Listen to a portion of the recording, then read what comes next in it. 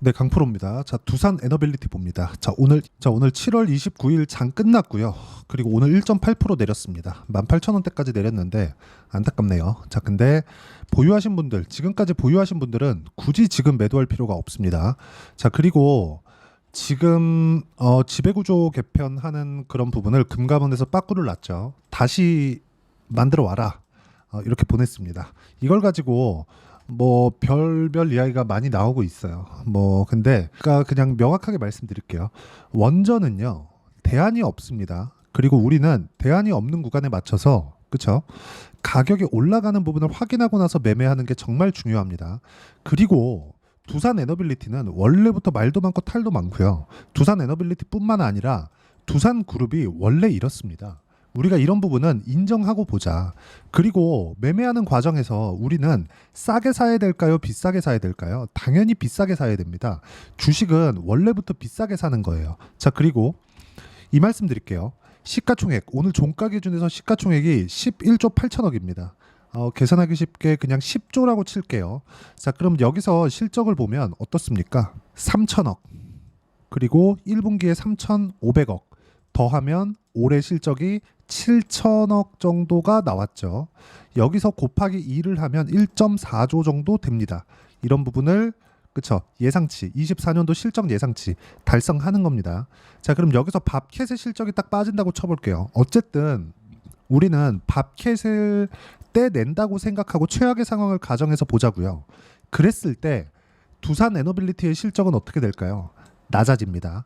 여기서 잘 생각하셔야 되는 게, 두산 에너빌리티의 실적이 낮아지는 게 나쁜 게 아닙니다. 자, 지금 새롭게 두산그룹에서 어떻게 발표를 할지는 모르겠습니다. 그거 나와봐야 알겠죠. 근데 두산 밥캣을 떼어냈을 때, 그리고 두산 로보틱스의 주식을 두산 에너빌리티에서 봤잖아요. 여기서 비율 조정을 해서 나오겠죠. 우리가 딱 여기까지만 판단을 하고 있자고요. 비율 조정을 해서 나올 겁니다. 원래 비율 조정을 했을 때, 그쵸, 비율 조정하기 전이죠. 하기 전에 나온 비율이 1대 0.65예요. 그쵸? 사실상 이 비율은 말도 안 되죠. 자, 밥캣은 돈을 벌고 있고, 그쵸? 이게 만약에 주식시장에서 거래하는 차원이라면 미래 가치에 대한 부분을 적용시켜야겠지만, 여기서 그냥 환가 방식으로 준다면 1대1도 안 되죠. 이거를 뒤집어도 안 돼요. 아니, 두산 로보틱스는 성장 기업이니까 0.5를 쳐주고 1을 쳐주는 게 두산 로보틱스라고 본다면 이건 말이 안 되는 거잖아요. 두산 로보틱스는 돈을 못 벌고 있는데 환가 방식은, 이거는 잘못된 겁니다. 근데 우리가 여기서 생각해야 되는 게, 주식 시장에서는 다르다는 거예요. 성장이라는 건 미래 가치입니다. 주식 시장에서 주가가 올라간다는 건 미래 가치예요. 그러면 실적 기준에서 본다면 앞으로 좋아질 만한 내용이 있어야 주가가 올라가는 거지, 지금 좋다고 올라가는 게 아니에요. 그럼 만약에 여기서 실제로 어떤 식으로 그 전환이 될지 모르겠지만, 밥캣을 떼어낸다고 쳤을 때 실적은 이만큼 안 나옵니다. 그러면 두산 에너빌리티에서 여기서 뭘 한다 그랬나요? 감자한다 그랬죠. 한 30% 정도 감자한다 그랬습니다. 호재예요. 이건 나쁜 게 아니라 밥캣 떼내니까 여기서 감자하고 물량 부담 줄이고, 그리고 실적은 떨어질 테니까 그 실적에 대한 부담도 줄이고. 근데 실적은 떨어지는 게 좋은 게 미래 가치를 반영하잖아요. 어닝 서프라이즈가 나오기 좋은 겁니다. 그리고 생각해 보세요. 지금 원전 관련된 수주를 받았다고 하더라도 그게 실적으로 반영되려면 얼마나 오래 걸릴까요? 근데 주식시장에서 올라가는 종목들 보면 모두 비싼 종목이 올라갑니다. 그래서 우리는 비싼 주식을 해야 되는 게 맞아요. 근데 지금 두산 에너빌리티는 비싸다고 보기에는 조금 어려워요. 그게 문제입니다. 자, 보세요. 8천억, 1조 1천억, 1조 4천억, 1조 3천억 이렇게 됐잖아요. 그쵸? 그러면 여기서 시가총액 12조 잡고 PER 10배 수준이에요. 이런 뭐예요? 저평가 기업입니다. 그렇기 때문에 지금 미래 가치에 대한 평가가 제대로 안 이루어진 건데, 이걸 우리가 바꿔서 볼 필요가 있다는 겁니다. 근데 그게 가격이 먼저 반영했을 때 이런 상황이 나온다는 겁니다. 제 실적 기준에서 자세하게 말씀드렸었던 거고, 밥캣을 떼낸다고 했을 때 감자를 같이 하기 때문에 이런 부분은 전혀 고려할 대상이 아닙니다. 그리고 이 내용에 맞춰서 할 때는 철저하게 가격 기준에서 매매를 하는 게 맞고, 그 가격 기준에서 봤을 때 실전에서 어떤 식으로 매매 진행이 가능한지 실제로 보여드릴게요. 처음에 STX 중공업 보겠습니다. 오늘 2% 정도 상승해서 끝났는데 지난 금요일 그리고 지난주 월요일 정도에 매수를 이어갔습니다. 7월 23일, 7월 26일 이렇게 매매가 진행됐고, 그 전에는 제가 4월, 5월부터 계속해서 매매를 이어왔고 36%, 14% 이런 정도의 상황을 꾸준하게 만들어 왔죠. 이 상황을 볼 때 우리가 봐야 되는 건 뭘까요? 올라가는 부분을 확인하고 매매하는구나. 두산 에너빌리티 제가 말씀드릴 때 뭐라 그랬나요? 올라가는 부분 확인하고 하자 그랬죠. 가격을 보자 그랬죠. 그 부분에 대해서 이야기를 드리는 겁니다. 자, 그리고 두산 에너빌리티 같은 경우에도 제가 내려오는 부분을 확인하고 매도를 했을 때 4% 수익 보고 나왔습니다. 자, 높게 수익을 보는 경우가 있고 낮게 수익을 보는 경우가 있습니다. 그런데 모두 다 높게 매수를 한다. 싸게 사지 않는다는 데 집중을 하셔야 되고 이게 타점입니다. 그리고 이런 타점, 그쵸? 실시간 시세를 보고 타점에 대한 부분은 여기 소통방에서 공유를 해드리고 있고요. 그리고 여기서 오늘 같은 경우에는 태성, 그쵸? 태성 딱 이렇게 검색을 해보면 올라가는 구간에 공략한 결과 50% 정도의 수익 구간, 그리고 반등 확인하고 나서 매수, 오늘 5% 상승, 이 정도의 상승세를 만들어내고 있으니까 매매하는 과정에서 가격을 보는 건 그 어느 때보다 중요하고요. 그 내용에 대한 부분을 여기 소통방에서 공유를 해드리고 있고요. 여기서는 실시간 시세를 판단하고 더 빠르게 이야기를 드리는 겁니다. 제가 영상으로도 언제 매수해야 된다 뭐 이런 결과에 대해서 이야기를 남기는데 이런 부분보다 실시간으로 소통방에서 진행을 하고 그리고 이런 식으로 어떻게 받아야 되는지를 제가 주말 라이브에서 함께 공유를 해드리도록 할 테니까 구독과 좋아요 눌러주시고요. 상단에 있는 전화번호로 구독 또는 라이브라고 문자 보내주시면 주말 라이브와 여기 소통방 입장 링크를 함께 공유를 해드리도록 하겠습니다.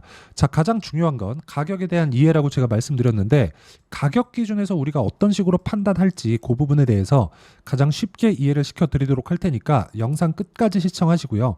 모든 분들이 성공 투자하셨으면 참 좋겠습니다.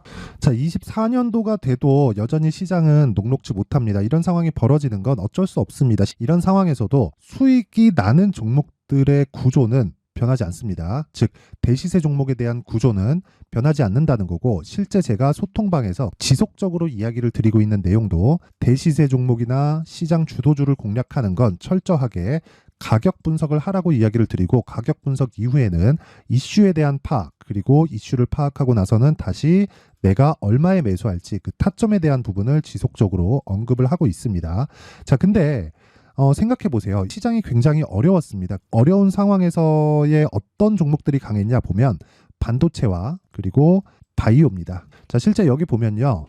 HLB에 제가 실제 매매한 내용을 띄워놓고 보여드리고 있는데 1월 22일부터 매매를 시작해서 4일 동안 31%의 수익 마감이 됐고요. 그리고 여전히 신고가 종목입니다. 자, 그리고 그 다음 어보브 반도체 이름을 보시다시피 반도체 종목이죠. 그리고 AI 반도체는 지속적으로 강세를 보이고 있습니다. 이 종목도 신고가를 먼저 달성한 이후에 제가 21%의 단기간에 21%의 큰 수익을 내고 마감이 됐습니다. 다시 재공략을 준비하고 있고 이런 부분은 소통방에서 다 공유를 해드립니다. 자, 그리고 코세스, 자, 코세스 같은 종목도 당연히 그쵸 신고가 종목이고요. 그리고 반도체 종목입니다. 이 종목도 영업일 기준에서 이틀 동안 대략 한 15%의 수익 마감이 됐습니다.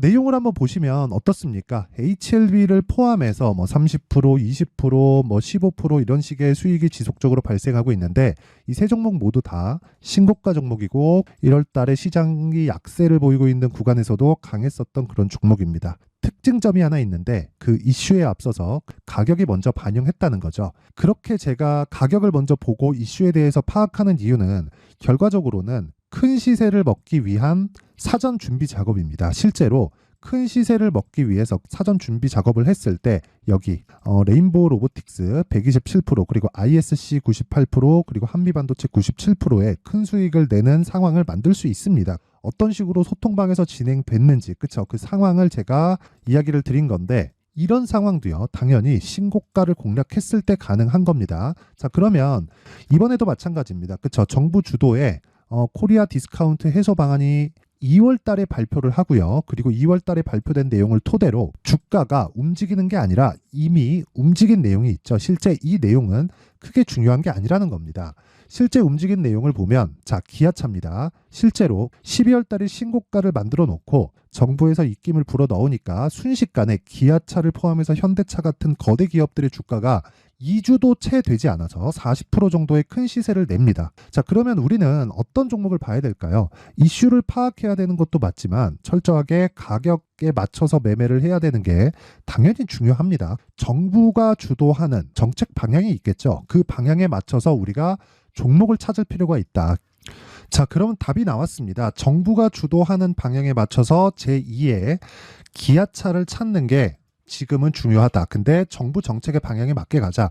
그랬을 때 앞서서 제가 보여드렸었던 내용인 여기 레인보우 로보틱스 127% 그리고 ISC 98% 그리고 한미반도체 97%와 같은 수익을 낼 수 있습니다. 물론 시간에 대한 부분은 최소 2주의 시간이 필요하고요. 그리고 최장 3개월 안에 끝내야 됩니다.